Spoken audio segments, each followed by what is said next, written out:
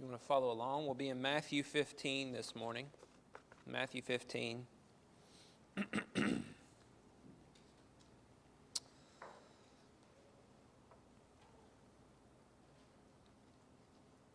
What obstacles have prevented you from seeking Jesus? Are there things that maybe have happened to you in your life that have kind of turned you away from seeking after Jesus or pursuing Him?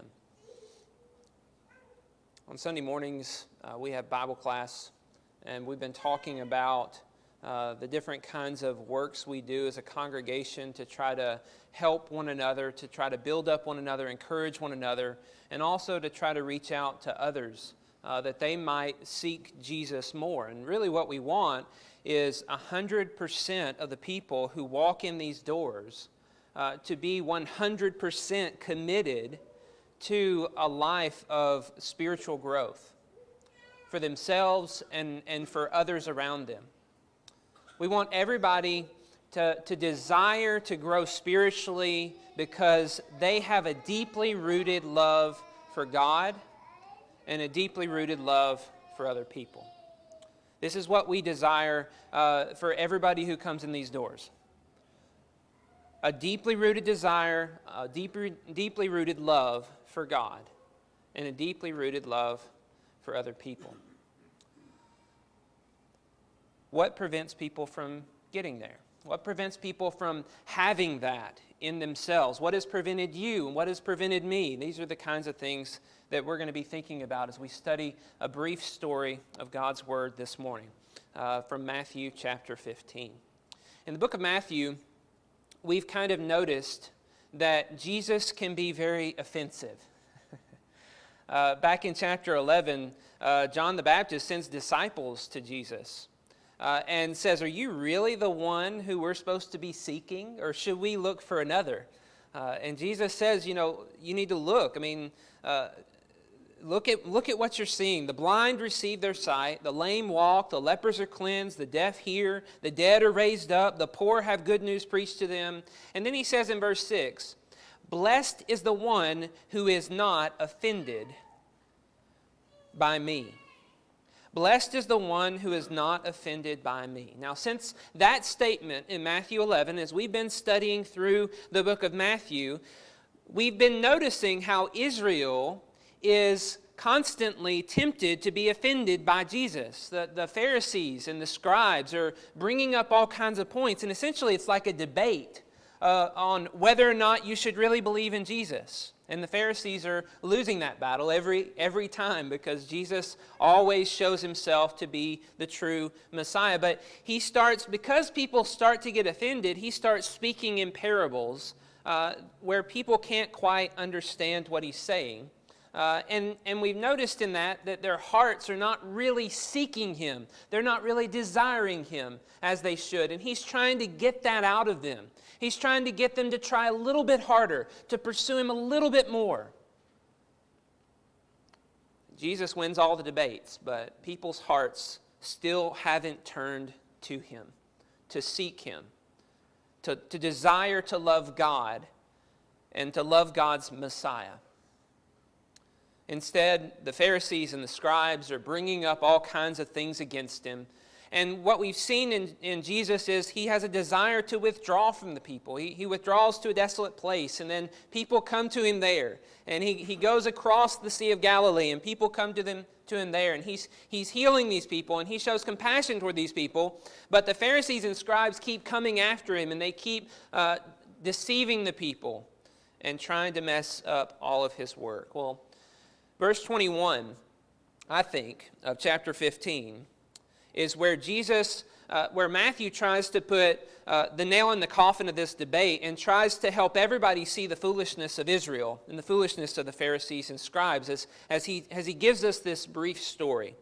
Verse 21 says, "And Jesus went away from there and withdrew to the district of Tyre and Sidon."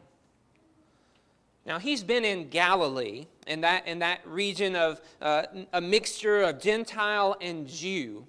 And he's made his home there, and he's been working out of there for a long time. But now we read he goes to Tyre and Sidon, which is a region that's full of Gentiles. I mean, there's all kinds of Gentiles in this area. And if you remember your Old Testament, you know this is where Jezebel came from. This is a place of great trade, of great wealth, of great idolatry. So why in the world would Jesus travel from Galilee all the way up to Tyre and Sidon, 25 plus miles, to walk all that way and spend time up in that region? Well, the text tells us it was to withdraw. The people have been after him and trying to deceive other people and been unwilling to listen. And so he's withdrawing from them and he's going up into this area. Maybe he's looking for synagogues. Maybe he's looking for Jews. This is part of what should have been Israel.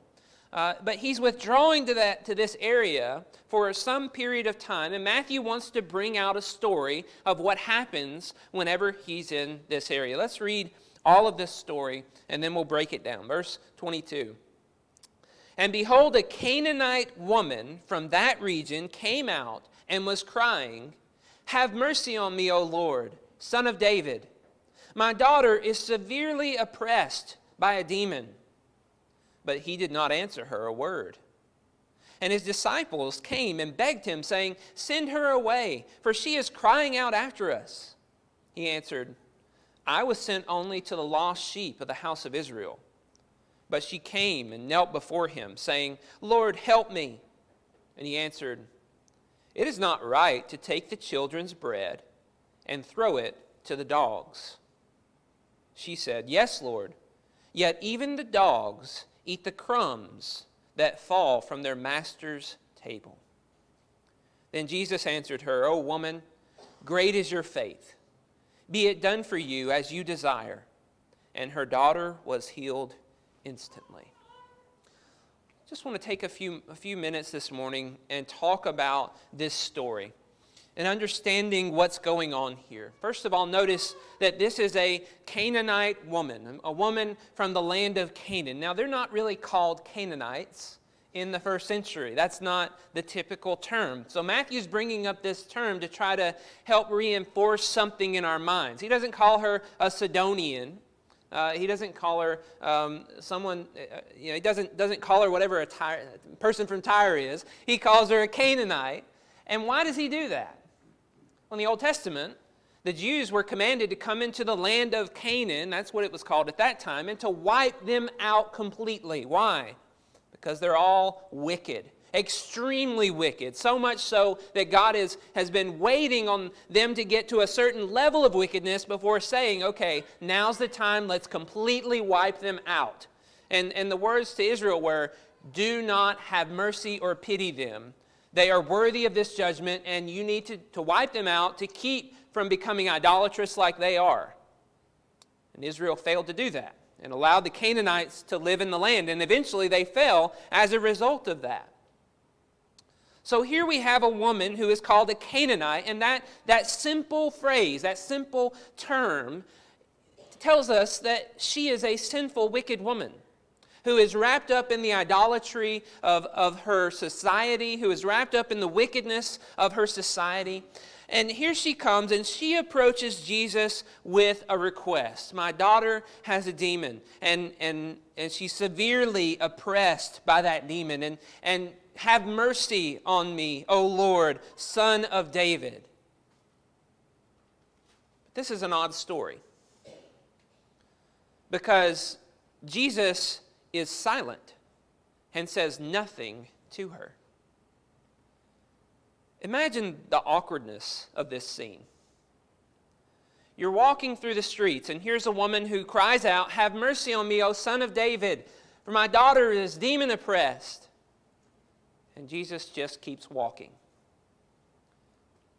Now, if you're there at that time, you probably wouldn't think a whole lot of that, really.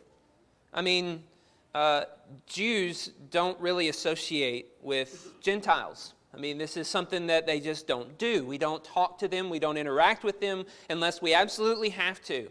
And so here's a woman who's a Gentile, who is a Canaanite, who's an evil woman, and she's calling out to Jesus, and he's being silent. And really, that fits the mold of the Jewish teachers of that day. Jewish teachers did not listen or try to help the Gentiles. But we have seen something different in Jesus. So this is kind of a weird scene. Jesus is silent. She's calling out to him. He does nothing in response. She's calling out to him. He does nothing in response. She calls out to him. You imagine everybody starts to look like, do you not get the point, woman? Why are you not listening to the fact that he's silent? Like, you should just know that means he's not going to help you. The disciples see and feel the awkwardness, the embarrassment for the woman. And they say, Jesus, just tell her to go away. Just tell her to go away. And Jesus responds by telling the woman, I was sent only to the lost sheep of the house of Israel. He finally speaks to her, and he tells her the reason why he's being silent. I was sent only to the lost sheep of the house of Israel. This is the point that Jesus has made clear earlier in the book of Matthew. Back in chapter 9, he looked out at the people of Israel and he saw that they were like sheep who have gone astray, sheep without a shepherd. And he says, pray earnestly to the Lord of harvest to send laborers, because the fields are white. And then in chapter 10, he sends out his disciples and he tells them, don't go to the Gentiles, go to the lost sheep of Israel. He makes it clear in the book of Matthew that his purpose is to bring God's people, Israel, into this kingdom that he's about to establish. And so now he reveals that mission to the woman and states very plainly what he is here for. He's not, even though he's in the region of the Gentiles, he's not here for the Gentiles. But what's interesting is, whenever we look, we see that Jesus has healed a centurion who is a Gentile. We know that he does not just disregard all Gentiles, that he's not just doesn't care about people who are of a different race and ethnicity than him while he's on the earth. He actually pays some attention to them and does things for them, but usually he doesn't. Like, his mission is for the Jews. That's why he's here, and he makes this very clear. We also know in the future the Gentiles will be grafted into the kingdom. But the Jews have come first, because they are God's chosen people. Notice that she's not deterred. Verse 25, it says, she came and knelt before him, saying, Lord, help me. You just picture the scene as it's developing. He tells her the reason why, and she just falls down on her knees and begs. Doesn't your heart break for the woman?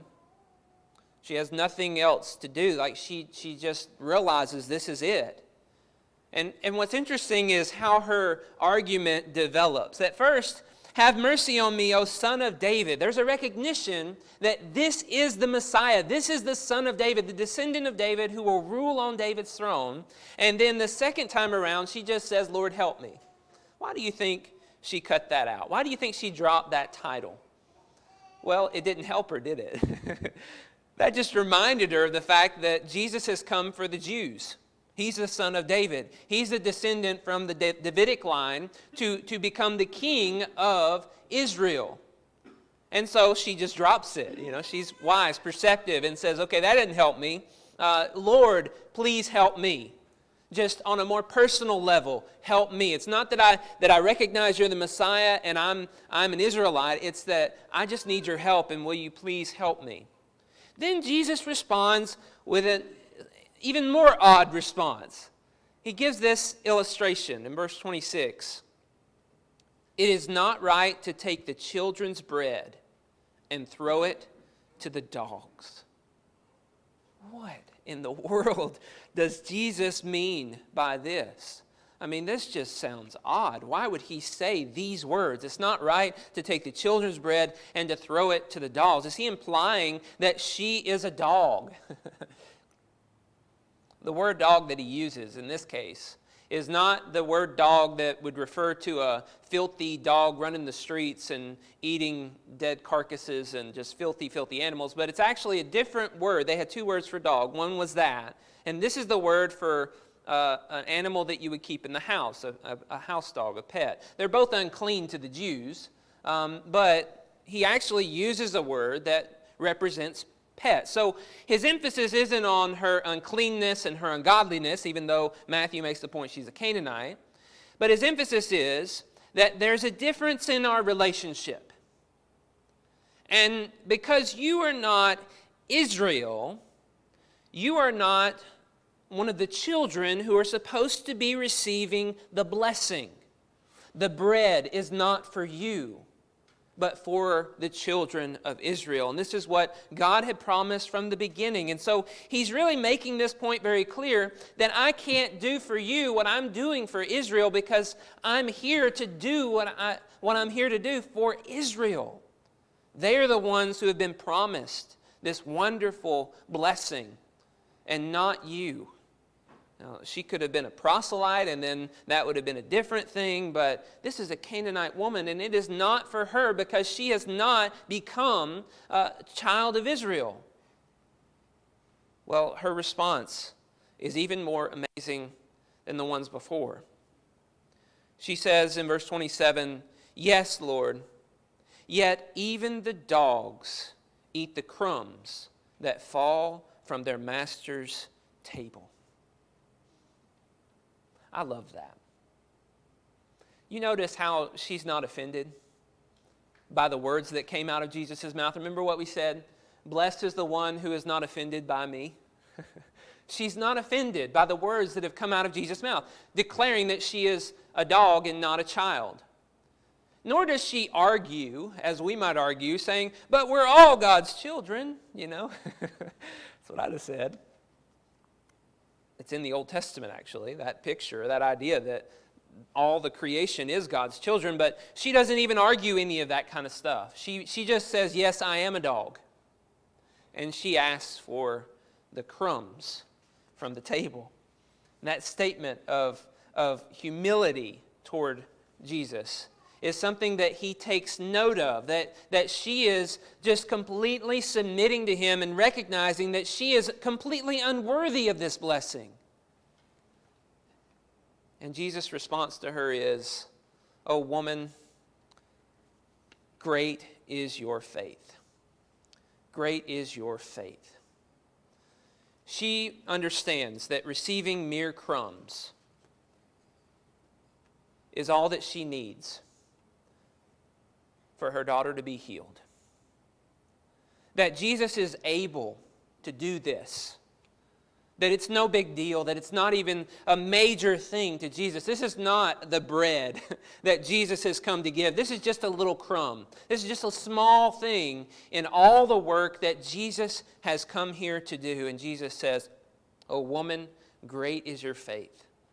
Be it for you as you desire." And her daughter's demon oppression was taken care of at that very moment. Well, what's the point of this story?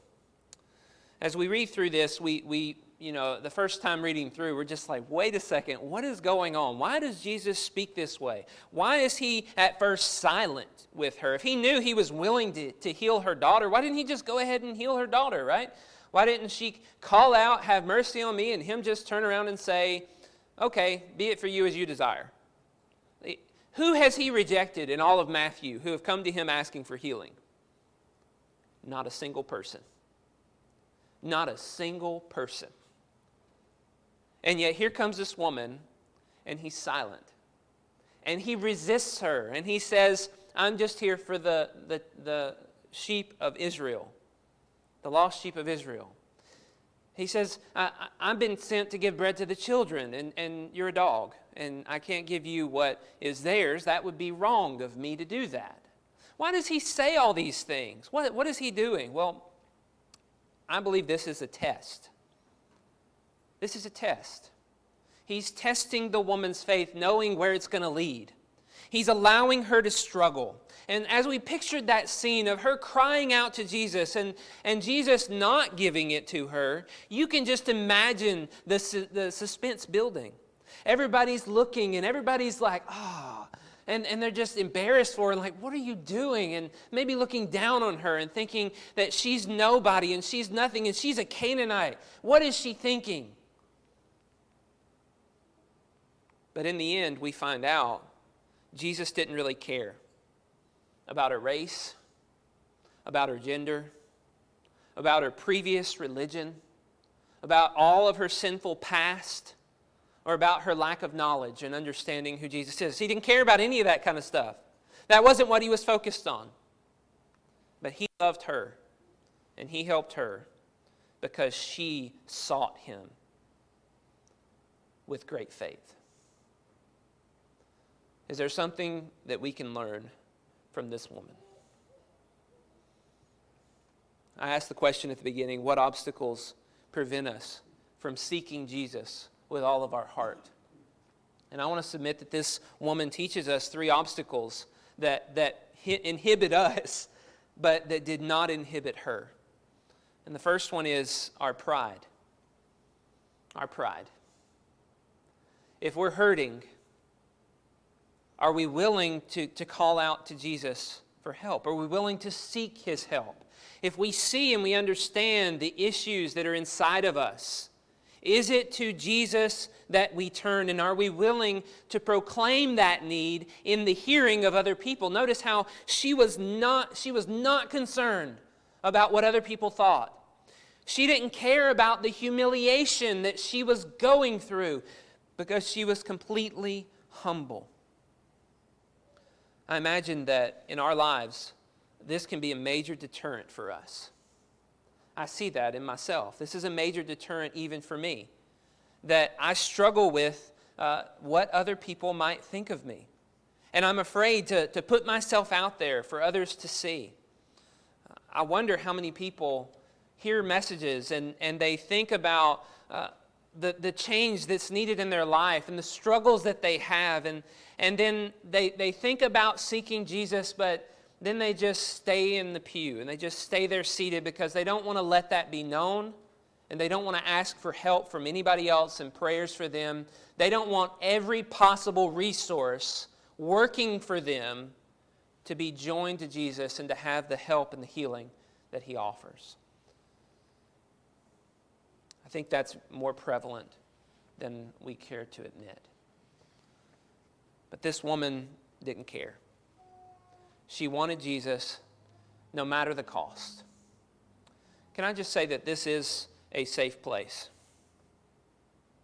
If you come forward today, if you were to come forward at any time, no one here is going to be thinking and rolling their eyes about your confession and your struggles.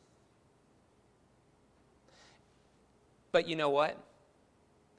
Even if they did, we should want Jesus bad enough to endure the mocking and the scoffing. Pride gets in the way. It didn't get in her way, and she received the blessing that was promised to her. And that's what I want for us as well. The next thing we see from her, get my notes right, is how persistent she was. And what I see in that is that I am a very fickle person. I mean, she does not take no for an answer. But what do? When things get hard for us, when it's a challenge, are we impatient? Do we fail at something and then think, oh, well, I guess I'm just not supposed to do that, and we give up on it and we say, well, maybe I can find something else to do? I mean, this is kind of a result of our culture and our society, that when things don't really work out, we can just choose something else.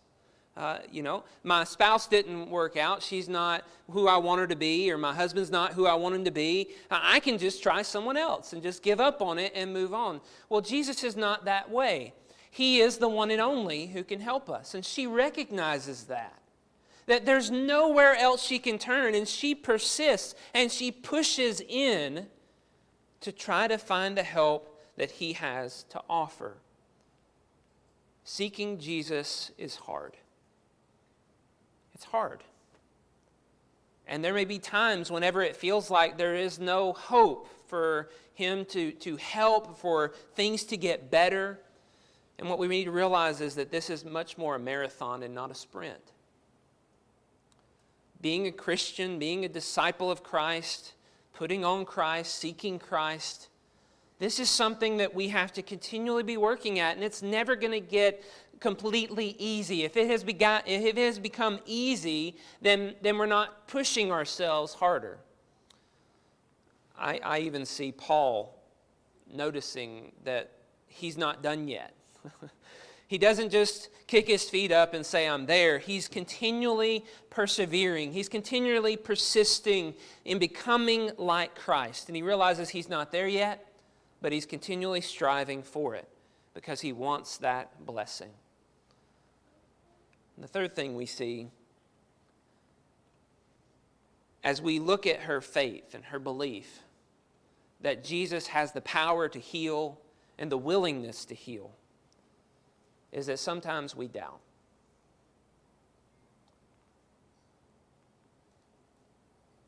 Maybe you look at your life, as I have sometimes, and just thought, I don't think I'm good enough. And you look at all the mistakes you make, and you just think, why would God forgive me now? You know, this is a Canaanite woman. She has done all kinds of things wrong in her past that she might be called a Canaanite. She's made all kinds of mistakes, but she believed that Jesus would heal her daughter. She believed in the kindness and the compassion of Jesus, that he was willing to accept her, not because of her impeccable life or her righteousness, but because of how wonderful he is. And I think sometimes our focus just gets on the wrong thing. As we think about our own failures, we're not realizing how great his love is and his compassion is for us. And maybe she could have thought, I just don't know enough. I mean, she said son of David, and that brought out that she's not an Israelite. And then maybe that was something that helped her to think, I don't know enough to be in the presence of this guy, and who am I? But she kept going. And we need to realize that God doesn't care about us because of how much we know.